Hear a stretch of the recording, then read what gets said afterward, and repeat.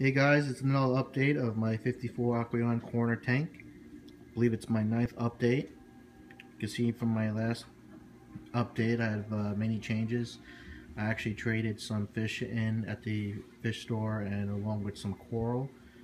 Moved some things around and added a couple more things. So we'll just go over a couple new stuff that I've been going over. I'm actually going more into the mushroom coral. As you can see here, a couple the yuma, elephant ear, some frilly mushroom. So I'm actually making this more of trying to get higher end mushrooms in this tank. They're easier to take care of with my bio load in the tank with fish. These coral do very well. As you can see right over here, this is called a Venus anemone shrimp. I think I'll focus on this guy a little better for you. Very cool little guy, very clear, and as I'm videotaping, the tank is going through the process of the light changing, which I adjusted for the day, so it's like a sunrise sunset type of setting in my tank. It's a cool guy, very clear, transparent, hard to see, and it's really a really cool anemone shrimp. I also did get a orange sea fan sponge. It's doing very well right now. It's a pretty cool color. It's one of the I guess easier sponge to take care of in the tank. And in the background, talking about sponges, I got a sponge over here.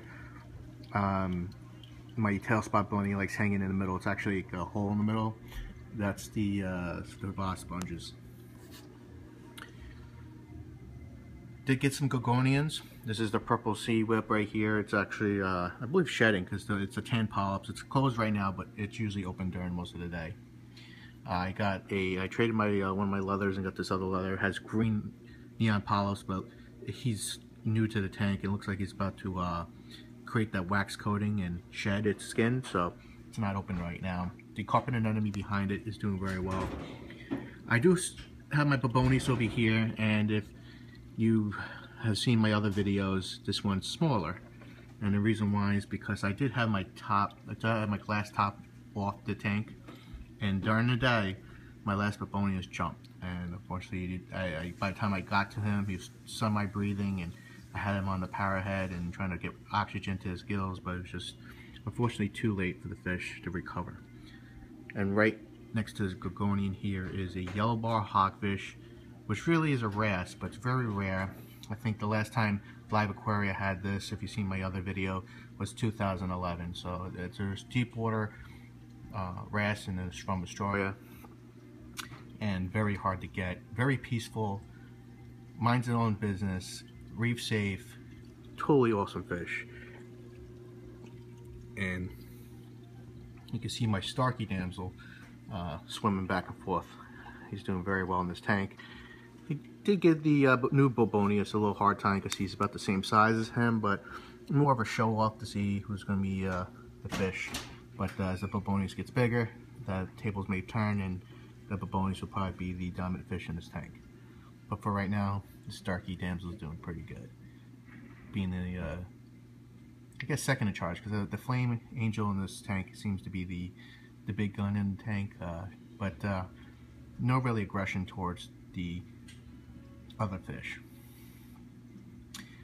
Did get another anemone shrimp here, and this is called a Pacific clown anemone shrimp, or white spot anemone shrimp. Pretty cool shrimp, along with my porcelain crab, which just recently molted. You can see in this video from my last video, the rose bubble tip anemone got a little brighter and a little smaller. I did trade in my other bubble tip anemone. It was actually about walking a little bit, so I was able to carefully get him off, and I actually traded him in because I saw this on a forum. Someone had a really bright red anemone, so I purchased this one just to have more sharp color in the tank. Rhodactis mushrooms are doing very well. This neon green ultra frogspawn is doing okay. The other frogspawn from my last videos just didn't make it. I guess my temperature, or not temperature, my parameters in my tank wasn't agreeable to it, and Euphyllias are very sensitive. I mean, they don't like the parameters. They just come right off the branches real quick. So hopefully this one likes the parameters of my tank, and they'll settle in.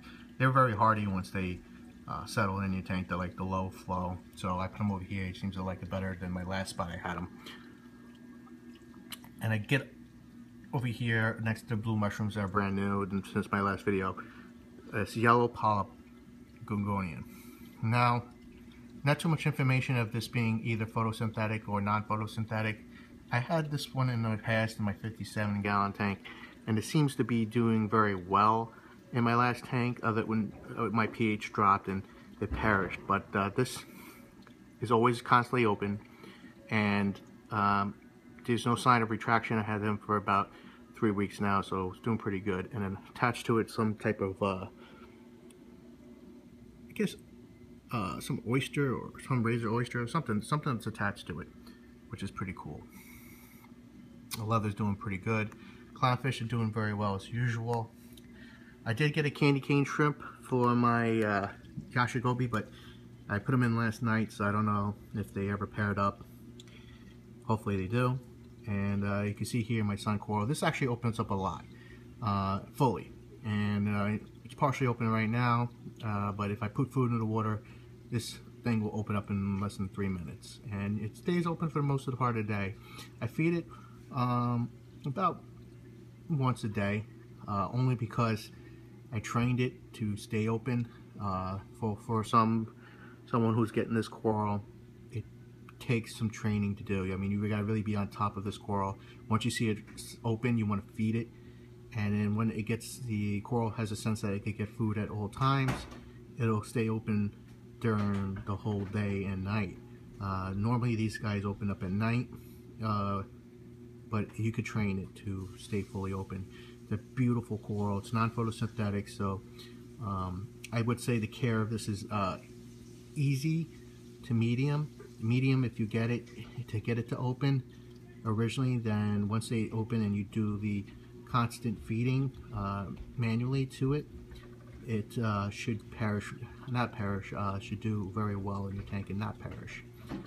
The walking tendrils is still doing good over here. I did get another rock anemone next to this ultra. This one's more of a sharper green, I would say grayish skirt, and I do have another Pacific clown anemone shrimp right next to it. Sorry about that. Try to get a little focus on this guy. He's a lot closer than the other one. You see the little claws there. I did also get a dwarf coral banded shrimp. It stays smaller than the other kind of banded shrimp that's out there, but you know, very cool shrimp. I got an orange fungia plate, and next to it is a porcelain conch. So it's my other conch that I have in the tank. I have 2 conches in the tank, so very cool. Sorry about the focus again, but that's the update I had. I did trade in my Hawaiian dwarf eel, my marine beta that I had, and the 2 flavos that I had in here. The sunset perished. Seemed like all my sunset anthias didn't make it. Eventually just perished. I talked to somebody else who had these fish too from the same batch, and just they slowly didn't make it, even though they were eating. So didn't know what was the main cause for that, but the 2 red saddle anthias that I have in here, I actually I sold it to another person that actually was looking for a major school, which he has 6 now, so which is pretty cool.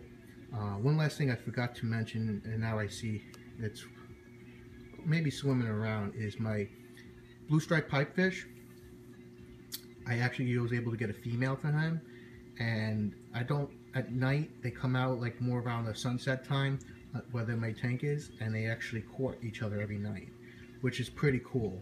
And I actually also saw how we're touching bodies from the stomach to stomach, like they're transferring eggs. So maybe they're breeding, I'm not too sure, because it's so small, it's so hard to see. And I didn't really get a chance to look at the male, because that's who actually holds the eggs, like a seahorse, is the males on their stomach. So it was a cool, they actually paired right away the first night, and it was a good selection by me, because it's really hard to decipher from a male from female, but they had a bunch in at the store, and I took the smallest one because, you know, odds were in the favor for being a female. So very successful, but what I'm trying to get now is a female for my male ruby red dragonet right there in the background. Doing very well. That dragonet actually switched right over to frozen food, so it's a nice accomplishment because I only put pods in this tank, and I don't really have that much pods. If I do have any pods, you know, I never see any copepods on my glass at night, so I'm assuming the population is either very low or none. But this dragonet definitely eats mices and everything that's on the floor and the tank or caught in between the rock. So it's been doing very, very well, and the stomach is never really pinched every time I looked at it. So that's a good sign saying the fish is getting enough food in their system. I did a little rock changing because when I was pulling the fish out, obviously you can't just scoop them with a net. They always hide in the rock. So I had to rearrange the rock a little bit, but we took some fish out that, you know, just never really seen, and just trying to change it up in the tank a little bit. But the tube anemone is one of my favorite anemones. Just a lot of movement to it, very sharp pink with a nice neon green center. It's a very cool anemone. So I hope you guys' tanks are doing very well. If you have any questions, comments, let me know. I can always get back to you as always. And till my next video, happy reefing, and hope your tanks are doing very well.